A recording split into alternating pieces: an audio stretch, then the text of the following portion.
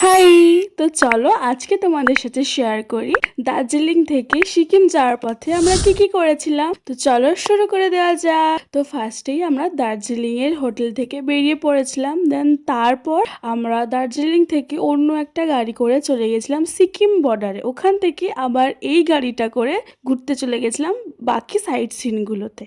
আমরা এখন চলে এসেছি চারধাম দেখবো বলে। আর এখানে তো জানোই যে আমাদের যে 4টি ধাম আছে তারই ছোট ছোট ভার্সন করা আছে। আর সব থেকে সুন্দর হচ্ছে এই মহাদেব যে বসে আছেন, খুব সুন্দর লাগছিল। আর ভেতরে ছিল এই মহাদেবের মূর্তি। দেন তারপর আমরা বাকি মন্দিরগুলো ঘুরে নিয়েছিলাম। প্রত্যেকটারই ভেতরটা খুব সুন্দর ছিল।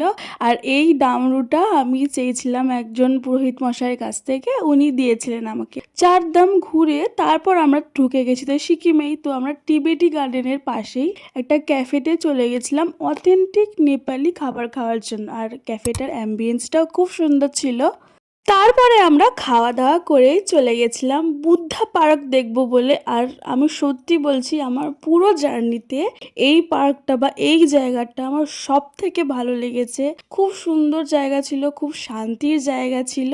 দেন বুদ্ধা পার্ক দেখে তারপর আমরা চলে গেছিলাম আমাদের হোমস্টেতে, মানে আমরা পেলিং ঢুকে গেছিলাম। এই ছিল আমাদের হোমস্টের রুম। কেমন লাগছে রুমটা জানিও। আর তারপর আমরা নিচে চলে যাই। আমরা খাবার অর্ডার দিয়ে এসেছিলাম, তো আমরা সবাই মিলে বসে পড়েছি খেতে। আর পেলিংয়ে তো ভীষণ ঠান্ডা ছিল, তো আমরা ডিনার করে নিয়েছিলাম। চলো বাই।